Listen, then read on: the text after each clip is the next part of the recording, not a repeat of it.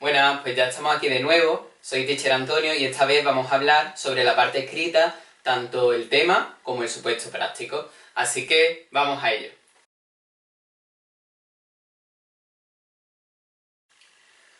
Os cuento un poco cómo nos organizábamos nosotros en mi tribunal, ¿vale?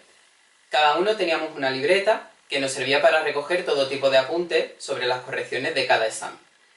¿Qué hacíamos? Cada uno cogía un examen, apuntábamos el código de barra en la libreta y tomábamos apuntes de todo lo que nos había parecido y todas las impresiones de ese examen. A la vez, cogíamos las rúbricas de evaluación que teníamos, la plantilla, que como comenté anteriormente era un poco general, y la valorábamos. Así continuamente. Los 5 miembros de tribunal hemos corregido todos los exámenes. Esas cosas que se hablan por ahí de no, solo lo corrigen 3 miembros, o cada uno corrige uno, o uno lo lee en voz alta y el resto va poniendo las notas y van debatiendo a ver qué le parece. En mi tribunal no fue así. Todos corregimos todo. Es cierto que al final, sobre todo en los primeros días o los primeros exámenes más bien, sí que teníamos en cuenta y hablábamos unos con los otros para decir, oye, ¿has corregido el examen que termina en 346? ¿Qué te sale de nota? Para ver si más o menos nuestros criterios iban como unificándose o teníamos la misma idea. Además, para ser todavía muchísimo más justo, nosotros consideramos el último día hacer un repaso de todos los exámenes que habíamos corregido el primer día. ¿Por qué? Porque a lo mejor el primer día estábamos un poco más perdidos, habíamos recibido noticias una vez que ya habíamos corregido los exámenes y considerábamos un poco injusto que a lo mejor los criterios que teníamos el último día o esas capacidades que teníamos eran diferentes de las que teníamos el primer día. Así que sí que le echamos un vistazo a los exámenes y vimos si teníamos que hacer algún tipo de cambio en las calificaciones de esto. Es decir, que en mi tribunal sí que, no sé, daba la casualidad de que teníamos unos criterios súper unificados entre nosotros, o nuestra forma de ver las cosas, mejor dicho, eran muy parecidas, entonces las notas no diferían mucho.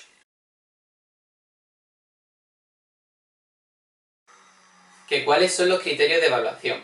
Bueno, en el vídeo anterior comenté que eran muy generales, con lo cual yo no estaba nada de acuerdo. Pues teníamos dos plantillas diferentes, una para el tema y otra para el caso práctico. En el tema, ¿qué se valoraba? Pues que respondiera a todos los ítems que aparecían en el tema, que fuera un texto coherente, que utilizara un lenguaje rico, que añadiese todos los apartados, incluido conclusión, bibliografía, introducción, todo lo que más o menos sabemos. ¿Cuál es la diferencia luego en calificaciones respecto a los temas y ese malestar de las personas? Pues que a lo mejor el tema que me has expuesto no coincide con los temas o con el temario que nosotros tenemos, o más bien no que nosotros tenemos, sino lo que nosotros consideramos que debe de tener ese tema. En cuanto al supuesto práctico, pues la verdad yo ya durante el año hice como varias subidas, varios pueblos que hablaba de que yo consideraba súper importante hacer un índice y la verdad que la rúbrica pues me ha dado la razón. ¿Por qué? Porque así incluía todos los elementos que era un ítem que se valoraba. Como por ejemplo, que estuviera contextualizado, que resolviera el caso, que utilizara las nuevas tecnologías, no sé, un sinfín de cosas que todos conocemos, que añadiese todos los elementos del currículum relacionados con las actividades que va a realizar. Más o menos eso, a grosso modo, era lo que era más llamativo. Y donde vimos un déficit muy grande es que la mayoría de ellos, en lugar de estar pendientes de resolver el caso, lo que hacían era poner toda la parte teórica que dominaban de ese tema y luego no resolvían realmente qué es lo que iban a hacer con esos niños o con esas causas que nos daba el supuesto práctico.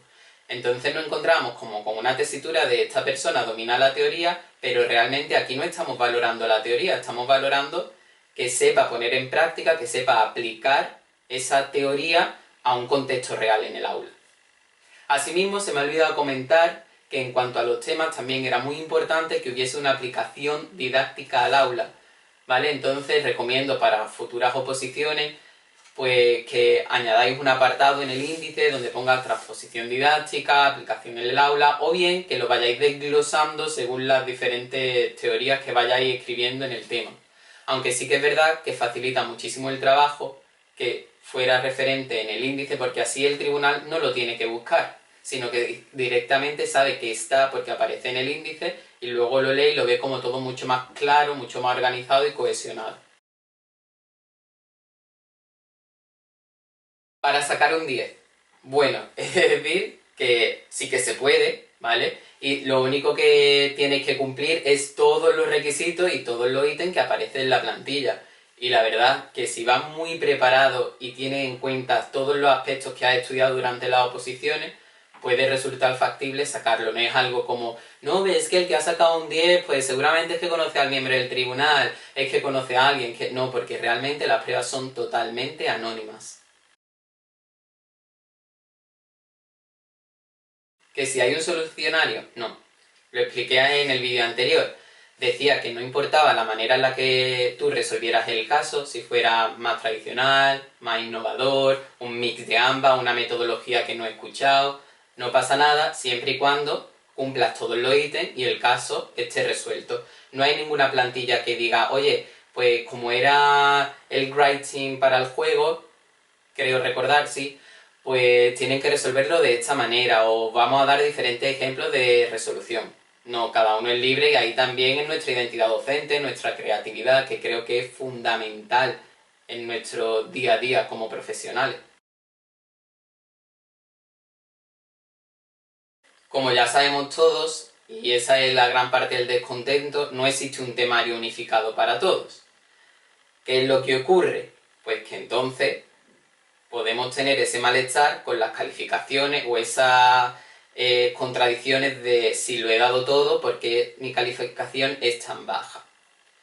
¿Cómo nosotros hacemos esto o cómo el tribunal consigue estos materiales? Porque en ningún momento la Junta de Andalucía ni delegación te dice, toma, este es el temario de las oposiciones, olvidarse de eso.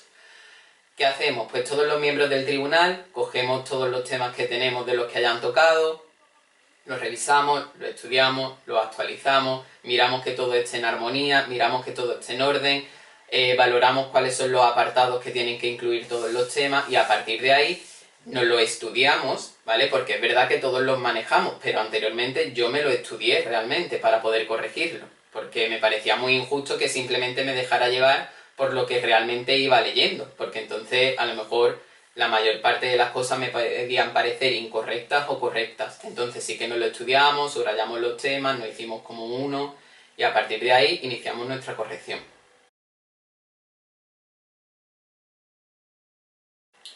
Pues no considero ni que sea ni más fácil ni más difícil. Es verdad que para mí algo que es diferente llama mi atención. Pero también llama la atención que tenga una buena presentación, una buena letra, que tenga un índice muy bien desglosado y una organización buena, porque todas esas cosas son aspectos que a nosotros nos van a facilitar nuestro trabajo y teniendo en cuenta que hay que corregir muchísimos exámenes, aunque eso no sean criterios de evaluación, cuanto más organizado esté, mejor esté la presentación, más se lo pone fácil al miembro del tribunal para corregirlo. Esto es una realidad que lo encontramos en el aula también. Muchas veces corregimos exámenes de los alumnos y aquellos que tienen una presentación buenísima a lo mejor nos llaman más la atención y su contenido puede ser a lo mejor un poco más pobre, pero nada más que por eso te está llamando la atención y te facilita muchísimo el trabajo y quizás tenga casi la misma nota que una persona que el contenido es muy bueno, pero su organización es nefasta, una letra ilegible, te ha costado leerlo, ¿vale? Entonces hay que poner una balanza ahí. No quiere decir que nosotros no hayamos dejado llevar por eso, porque es que independientemente de que la organización consideráramos que era mala o que la letra era ilegible, lo hemos corregido todos de la misma manera ciñéndonos a la plantilla que aparecía. Pero son cosas que no sé, que a priori se tendrían que tener en cuenta. De hecho yo creo que debería de ser un punto principal, bueno, no principal, sino un punto bastante importante dentro de la plantilla de corrección. Sí, rotundamente sí, la corrección es totalmente anónima, no sabemos nada en ningún momento, ¿vale? Solamente el código de barra y a corregir. No sabemos nada, incluso cuando metes la nota en la aplicación, ¿vale? No metemos ni DNI, ni número de opositor, metemos el código de barras que aparece y luego eso ya, después de haber hecho 130.000 actas de voy a abrir el sobre de las personas, no voy a abrir el sobre, tenemos que hacer no sé qué, es decir, un montón de líos, hasta que no se hace todo ese proceso, no es la aplicación la que directamente une lo que son las notas con el nombre de la persona. Así que hasta el momento todo era totalmente anónimo. Hablemos de las famosas cribas. No, Nosotros no hemos recibido ninguna instrucción de decir, oye, tenéis que aprobar solo a este porcentaje, o esos comentarios que se dicen de que los miembros del tribunal dicen, es que cuanto menos pasen, pues menos orales tenemos que escuchar. No, para nada. Simplemente corregimos los exámenes y en función a la media que aparecen de todos, son las personas que pasan o dejan de pasar. Pero en ningún momento se da con ninguna intención de dejar un porcentaje de opositores y opositoras en el camino, ni de pasar a muchos, ni de pasar a ninguno. Y no recibimos ninguna instrucción. Esto sí que lo tengo que decir muy claro, porque yo leía esos comentarios y decía, pues no sé, será que otros tribunales le llaman por teléfono, pero a nosotros te digo yo que no.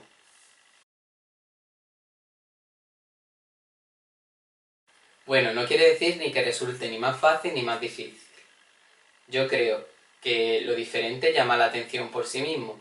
Entonces, siempre que se cumpla todo el índice que hay que desarrollar y toque todos los puntos del temario, si no estoy leyendo un copia y pega de 30 exámenes iguales, pues quieras o no, se va a notar en la nota.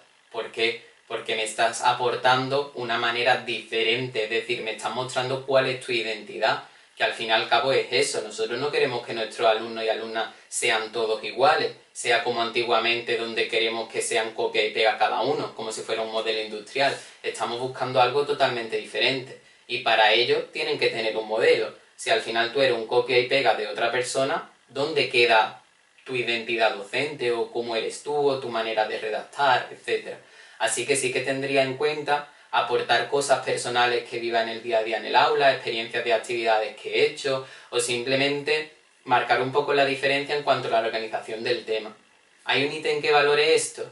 Posiblemente vaya dentro incluido de un lenguaje rico, cumple con todos los apartados, tiene una buena introducción y conclusión. Entonces, no directamente, pero indirectamente sí que es algo que se valora. Así que hay que tenerlo en cuenta. Bueno, pues esto ha sido todo. Espero que os resulte interesante. Y nada, si tenéis alguna pregunta o alguna duda más sobre lo que es la parte del tema y el caso práctico, siempre podéis consultarlo y me escribís en el Instagram o por aquí por los comentarios de YouTube. Y nos vemos la semana que viene con el apartado de exposiciones. ¡Hasta pronto!